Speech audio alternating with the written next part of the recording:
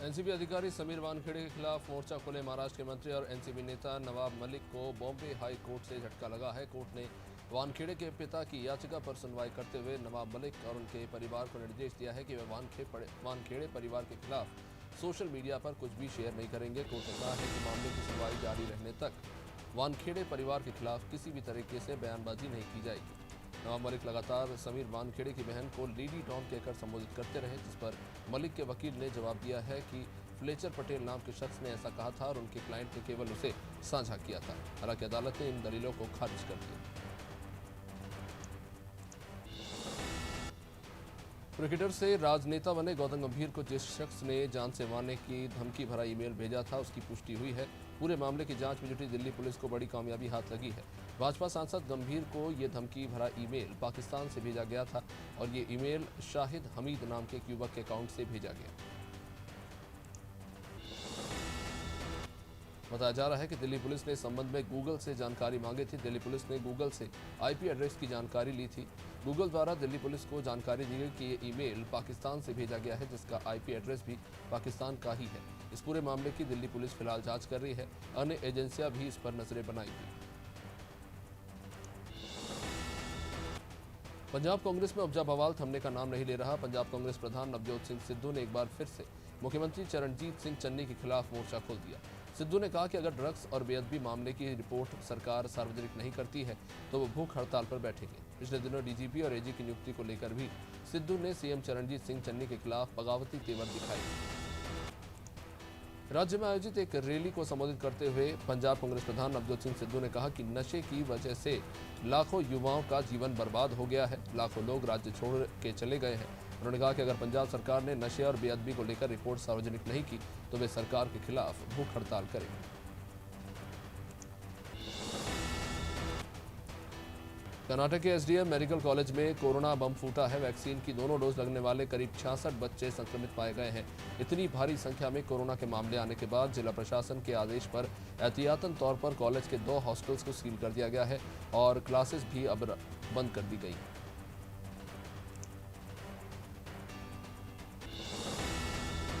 SDM medical college में करीब 66 corona संक्रमित मिलने के बाद कॉलेज के 2 छात्रावासों को बंद करना पड़ा है।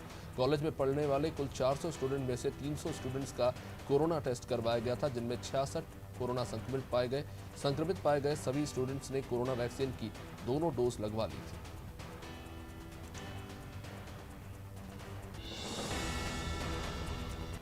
उत्तर प्रदेश विवादित बयानों से चर्चा में रहने वाले उत्तर प्रदेश सरकार के श्रम और रोजगार मंत्री रघुराज सिंह के एक बयान ने बवाल मचा दिया है। उन्होंने कहा है कि अगर भगवान ने उन्हें मौका दिया तो वे पूरे देश के मदरसे बंद कर देंगे। उन्होंने कहा कि मदरसे आतंक का अड्डा बन गए हैं और यहां आतंकवाद का प्रशिक्षण दिया जाता है।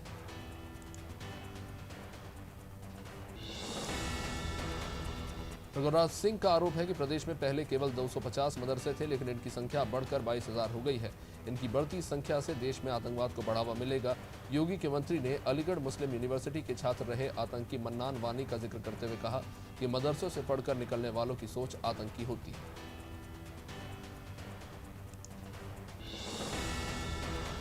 मुंबई की एक अदालत द्वारा भगोड़ा घोषित किए गए मुंबई के पूर्व पुलिस आयुक्त परमबीर सिंह गुरुवार को शहर लौट आए। उन्होंने मीडिया से कहा कि अदालत के निर्देश के अनुसार जांच में शामिल होंगे। महाराष्ट्र में जबरन वसूली के कई मामलों का सामना कर रहे आईपीएस अधिकारी ने बुधवार को न्यूज चैनलों को यह बताया था कि वो चंडीगढ़ में।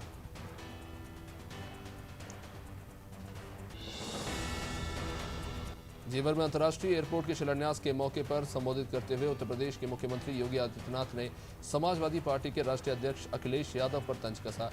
गन्ना बनाम जिन्ना के मुद्दे को उठाते हुए योगी आदित्यनाथ ने कहा कि आज देश के सामने एक बड़ा द्वंद्व है कि ये देश गन्ने की मिठास को नई उड़ान देगा या जिन्ना के अनुयायियों से दंगा करवाने की शरारत करेगा। भारतीय किसान यूनियन के नेता राकेश टिकैत ने गुरुवार को हैदराबाद में किसानों को संबोधित करते हुए एक बार फिर मोदी सरकार का खिलाफ किया। उन्होंने कहा कि सरकार एमएसपी पर बात नहीं करना चाहती। हमने 4 दिन पहले इसे लेकर सरकार को चिट्ठी लिखी है, लेकिन इसका कोई जवाब नहीं आया है। उन्होंने कहा कि एमएसपी पर कानून बनने से पूरे देश के किसानों को फायदा होगा।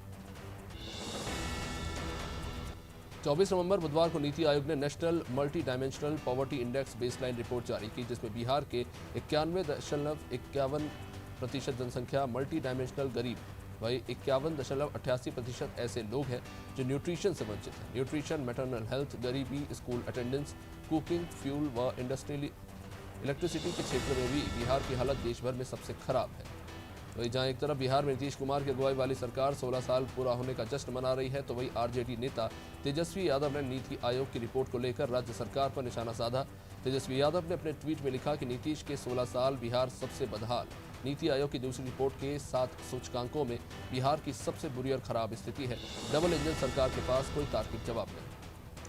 वही साबुन और डिटर्जेंट खरीदना अब और भी महंगा हो जाएगा। HUL और ITC ने साबुन और डिटर्जेंट्स की कीमतों में बढ़ोतरी का ऐलान कर दिया है। व्हील डिटर्जेंट पाउडर, रिन बार और लक्स साबुन जैसे तमाम चीज़ों की कीमतों में 3.4% से लेकर 21.7% तक इजाफा होगा। इनपुट कॉस्ट में बढ़ोतरी की वजह से ये फैसला लिया गया है। सत्यमेव जयते फिल्म का दर्शकों को बेसब्री से इंतजार था, जो शुक्रवार को रिलीज हो गई। जॉन अब्राहम स्टारर इस फिल्म की कहानी भ्रष्टाचारों को नाम निशान से मिटाने के इर्द गिर्द घूमती है। जॉन अब्राहम के अलावा इस फिल्म में दिव्या खोसला के साथ साथ अनूप सोनी, गौतमी कपूर जैसे तमाम कलाकार अहम भूमिका में हैं।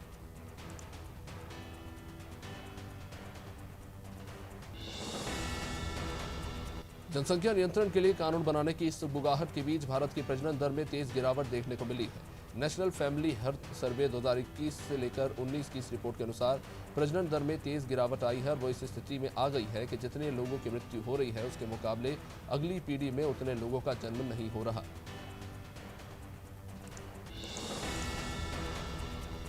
आम आदमी पार्टी विधायक राघव चड्ढा की अध्यक्षता वाली दिल्ली विधानसभा की शांति और सद्भाव समिति ने बॉलीवुड अभिनेत्री कंगना रनौत को समन किया है। कंगना को 6 दिसंबर को दोपहर 12 बजे समिति के सामने पेश होने के लिए कहा गया है। सिख समाज पर की गई अप्रिय और अपमानजनक टिप्पणी को लेकर यह समन जारी किया गया है।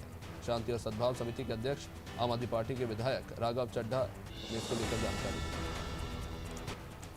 दिल्ली के मुख्यमंत्री अरविंद केजरीवाल ने मंत्रियों को उपलब्ध सभी सुविधाएं जनता को प्रदान करने का बुधवार को संकल्प व्यक्त किया और अपनी सरकार की योजनाओं को मुफ्त उपहार करार देने के लिए विपक्षी दलों पर निशाना साधा। केजरीवाल ने दावा किया कि सरकारों के पास धन की कमी नहीं है, वे सिर्फ लोगों को मूर्ख बनाते हैं। आप नेता पंजाब, उत्तराखंड और गोवा का लगातार दौरा कर रहे हैं। सुप्रीम कोर्ट ने राष्ट्रीय राजधानी दिल्ली और NCR में वायु प्रदूषण को देखते हुए निर्माण कार्यों पर फिर से प्रतिबंध लगा दिया है। कोर्ट के आदेश के बाद केजरीवाल सरकार ने कंस्ट्रक्शन का काम रोकने का ऐलान कर दिया है। केजरीवाल ने कहा कि दिल्ली सरकार श्रमिकों को उनके न्यूनतम वेतन के अनुसार मुआवजा देगी, जिसके तहत श्रमिकों के बैंक खातों में 5-5 हजार रुपए डाले जाएंगे।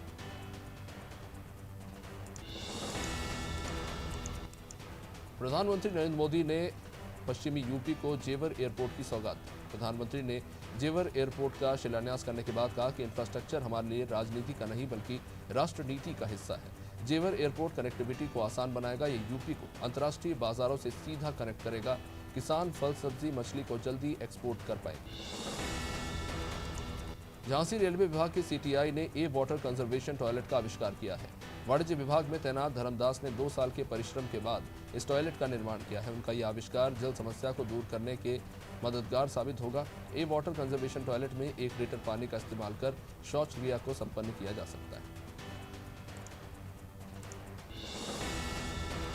इंदौर की स्वच्छता सर्वेक्षण में प्रथम आने पर गृहमंत्री नरोत्तम मिश्रा ने स्वच्छता कर्मियों को मिठाई खिलाकर उन्हें बधाई दी। इस दौरान मंत्री ने कहा कि इंदौर स्वच्छता में नए कीर्तिमान रच रहा है। इसके असली हकदार उनके भाई और बहन सफाई कर्मी हैं, जिसके लिए उन्होंने निगम कमिश्नर प्रतिमा पाल और उनकी टीम को भी शुभकामनाएं दी।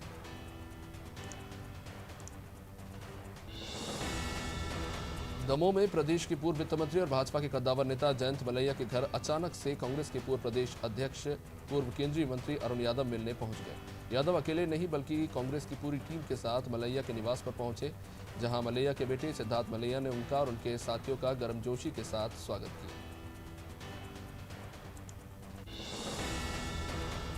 दमोह सांसद और केंद्रीय मंत्री प्रहलाद पटेल गजराज महोत्सव को लेकर पटेरा कुंडलपुर पहुंचे, जहां उन्होंने अति प्राचीन रुक्मणी मठ में दर्शन किए और प्रतिमा विराजमान के पूर्व जमीन आवंटित सहित कार्ययोजना बनाने की चर्चा की।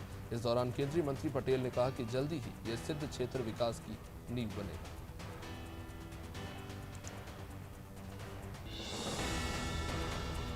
मध्य प्रदेश के तमाम विश्वविद्यालयों के छात्र भोपाल के प्लैटिनम प्लाजा पर इकट्ठा हुए। करीब 200 छात्रों ने सरकार और अपनी यूनिवर्सिटी के खिलाफ जमकर नारेबाजी की। अपनी मांगों को लेकर प्रदर्शन कर रहे पैरामेडिकल के छात्रों ने बताया कि जनरल प्रमोशन देने की बात कही गई थी, लेकिन नहीं दिया जा रहा।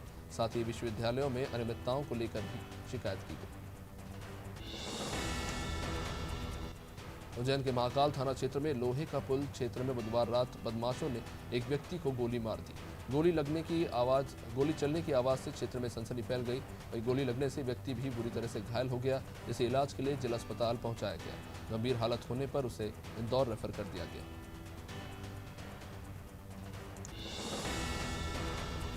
गाडरवाड़ा में जिला प्रशासन ने रेलवे स्टेशन के पास स्थित फर्जी तरीके से संचालित विद्या अस्पताल एंड रिसर्च सेंटर पर छापेमार कार्रवाई की। इस दौरान प्रशासन की टीम ने मौके से फर्जी दस्तावेज जब्त कर इसे सील कर दिया। एसडीएम सृष्टि देशमुख ने इसकी जानकारी दी। डॉक्टर आशीष खरे द्वारा फर्जी डिग्री के आधार पर अस्पताल का संचालन हो रहा था। गोटेगांव में स्कूल में पढ़ने वाले नौनिहालों के लिए अब अच्छी खबर। सरकार की मिड डे मील योजना दोबारा शुरू होगी। दरअसल कोरोना काल में प्रदेश सरकार ने स्कूल के बच्चों को सूखा राशन देने का निर्णय लिया था। लगभग 1.5 साल बाद योजना के दोबारा शुरू होने से बच्चों में खुशी का माहौल है। गोटेगांव बीईओ उमाशंकर छीरा ने मिड डे मील योजना को लेकर जानकारी दी। प्रदेश में लगातार बढ़ती बेरोजगारी और शिक्षा नीति के खिलाफ एनएसयूआई ने मुख्यमंत्री निवास का घेराव करने का प्रयास किया। हालांकि पुलिस ने एनएसयूआई कार्यकर्ताओं को रास्ते में ही बैरिकेडिंग करके रोक दिया, जिसके बाद कार्यकर्ताओं और पुलिस के बीच जमकर झड़प हुई। पुलिस ने एनएसयूआई कार्यकर्ताओं पर जमकर लाठियां बरसाई।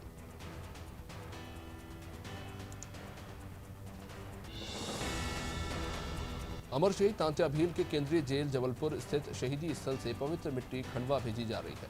इसको लेकर मंत्री गोपाल भार्गव केंद्रीय जेल पहुंचे। शहीदी स्थल की पवित्र मिट्टी को कलश में रखकर खंडवा रवाना किया गया। कार्यक्रम में सांसद राकेश सिंह भी मौजूद रहे, जिन्होंने कार्यक्रम को संबोधित कर शहीद तांत्या भील के जीवन पर प्रकाश डाला। जबलपुर मदन महल थाना पुलिस और क्राइम ब्रांच की टीम ने रेलवे स्टेशन से अवैध गांजे की तस्करी करते 2 आरोपियों को पकड़ा। 2 आरोपी हालांकि मौके से फरार हो गए, जिनकी तलाश हो रही है। आरोपी के पास से पुलिस ने 18 किलो गांजा बरामद किया है। पूछताछ में पता चला कि आरोपी युवक दूसरे प्रदेशों से गांजा मंगवाते थे और फिर उसे शहर में अलग अलग जगह खपाते थे।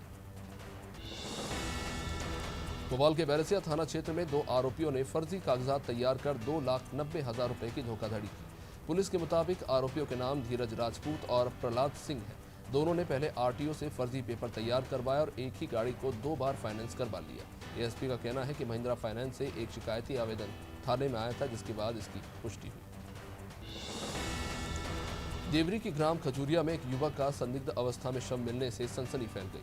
मृतक सुरेंद्र गांव से लगी नदी के पास मिला है, जिसका शव और मृतक के शरीर पर धारदार हथियार के घाव भी मिले हैं, जिसके चलते हत्या की आशंका जताई जा रही है। सूचना मिलने के बाद एसडीओपी सहित देवरी पुलिस मौके पर पहुंची थी। मामले की फिलहाल जांच चल रही है। नसरुल्लागंज में अर्जुन आर्य को जमानत न मिलने से नाराज कांग्रेसियों ने रैली निकालकर एसडीएम को ज्ञापन सौंपा। मामले को लेकर पूर्व शिक्षा मंत्री राजकुमार पटेल, पूर्व विधायक इच्छावर शैलेंद्र पटेल, कांग्रेस जिलाध्यक्ष बलबीर सिंह तोमर के नेतृत्व में रैली निकालकर धरना प्रदर्शन किया गया। 22 नवंबर को फेक वीडियो सोशल मीडिया पर वायरल करने पर कांग्रेस प्रदेश सचिव अर्जुन आर्य को पुलिस ने गिरफ्तार किया था। सिवनी जिले के विकासखंड घनसोर की हायर सेकेंडरी स्कूल में जनजातीय कार्य विभाग मध्य प्रदेश शासन के द्वारा खेल प्रतियोगिता का आयोजन किया गया, जिसमें हिस्सा लेने वाले छात्रों का सम्मान समारोह आयोजित हुआ। इसमें विजेता और उपविजेता खिलाड़ियों का सम्मान किया गया। कार्यक्रम में स्कूल के सभी स्टाफ के साथ साथ जनपद अध्यक्ष रविंद्र परते ने भी कार्यक्रम में हिस्सा लिया। ट्रेन से सफर करने वाले यात्रियों के लिए अच्छी खबर है। भोपाल से बेंगलुरु के लिए सीधी सेमी हाई स्पीड ट्रेन चलेगी। मुंबई और दिल्ली रूट भी सेमी हाई स्पीड ट्रेन के लिए अलॉट होगा। इन रूट्स पर चलने के लिए भोपाल को सेमी हाई स्पीड ट्रेन मिलेगी। इन ट्रेनों की अधिकतम स्पीड 160 से 200 किलोमीटर प्रति घंटे के बीच रहेगी। पहले चरण में इन्हें 160 किलोमीटर प्रति घंटे की रफ्तार पर ही चलाया जाएगा। खाद्य मंत्री बिसाहुलाल सिंह ने एक बार फिर से बेतुका बयान दिया है। बिसाहुलाल ने कहा कि बड़े बड़े ठाकुर अपने घर की महिलाओं को समाज में कंधे से कंधा मिलाकर नहीं चलने देते। बड़े बड़े लोग अपने घर की महिलाओं को कैद करके रखते हैं। इतना ही नहीं, बिसाहुलाल ने ये कह दिया कि अगर समाज में समानता लाना है तो उच्च जाति की महिलाओं को भी घर से खींचकर बाहर निकालो। अलीराजपुर की चौबट थाना क्षेत्र में एक महिला ने अपनी ही 1 साल की बच्ची के साथ फांसी लगा ली। इस घटना में मां और बेटी दोनों की मौत हो चुकी है। महिला ने पहले बच्ची को फांसी के फंदे पर लटकाया और फिर खुद भी फंदे पर झूल गई। महिला ने यह कदम क्यों उठाया, इसका कारण अभी तक स्पष्ट नहीं हो पाया।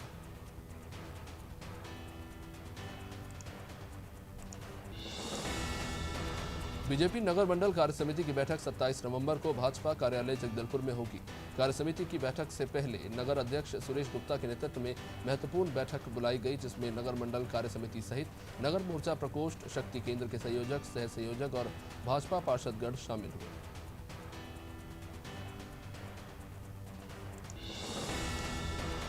राजनांदगांव जिले की बोर्ड तालाब पुलिस ने युवक की हत्या का खुलासा करते हुए आरोपी को गिरफ्तार कर लिया। ये मामला पीपरखार गांव का है, जहां आरोपी मंगल मानकर और मृतक बाल किशन लोधी के बीच बकरी के पैसे को लेकर विवाद हुआ और देखते ही देखते विवाद इतना बढ़ गया कि आरोपी मंगल ने पास में रखे टंगिए से बाल किशन पर जानलेवा हमला कर दिया।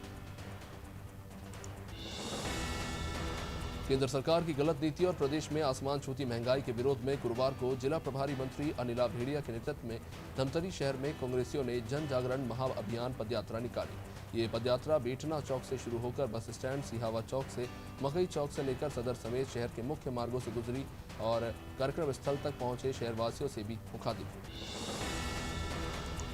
कांकेर की यशवंत नगर में सरपंच पर लगे भ्रष्टाचार के आरोप को लेकर जमकर बवाल हुआ। ग्रामीणों ने आरोपों को खारिज करते हुए शिकायत करने वालों पर कार्रवाई की मांग की। बीते दिनों कुछ लोगों ने सरपंच पर भ्रष्टाचार का आरोप लगाया था। जब जांच दल यशवंत नगर पहुंचा तो जांच पूरी किए बिना ही उन्हें वापस लौटना पड़ा।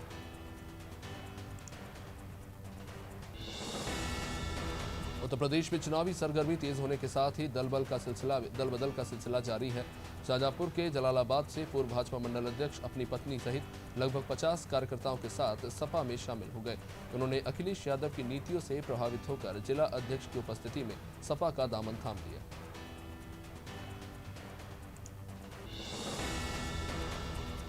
झांसी के मवरानीपुर में एक वीडियो सोशल मीडिया पर वायरल हो रहा है, जिसमें एक कोटेदार नशे की हालत में ग्रामीणों से बहस करता हुआ दिखाई दे रहा है। बताया जा रहा है कि वायरल हो रहा वीडियो ढिकरवारा गांव का है, जहां शराब के नशे में राशन वितरण कर रहा है।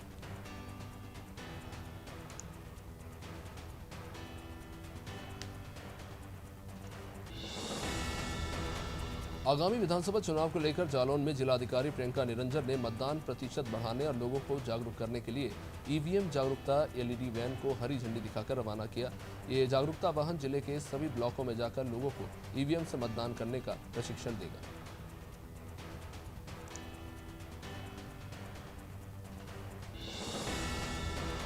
यूपी के शाहजहांपुर में राज्य कर्मचारी महासंघ के कर्मचारियों ने धरना प्रदर्शन कर सिटी मजिस्ट्रेट को ज्ञापन सौंपा, जिसमें उन्होंने पुरानी पेंशन बहाली, आउटसोर्सिंग व्यवस्था पर रोक, राज्य कर्मियों की तरह 300 दिवस के अर्जित अवकाश के साथ कोरोना काल में मृतक कर्मचारी अधिकारी की ड्यूटी में निधन होने पर 5 लाख की अनुग्रह राशि के साथ परिवार के सदस्य को सरकारी नौकरी दिलाने की मांग रखी।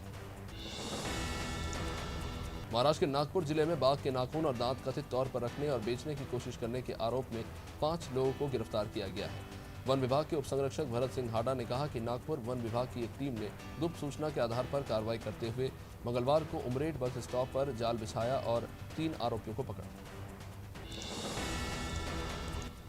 जालौन में पुलिस ने 3 शातिर हथियार तस्करों को गिरफ्तार करने में सफलता हासिल की है। वहीं एक तस्कर मौके से फरार हो गया, जिसकी तलाश हो रही है। पकड़े गए तस्करों से पुलिस ने 3 देशी पिस्टल, 1 तमंचा और कारतूस बरामद किए हैं। फिलहाल पुलिस पकड़े गए तस्करों से पूछताछ कर रही है।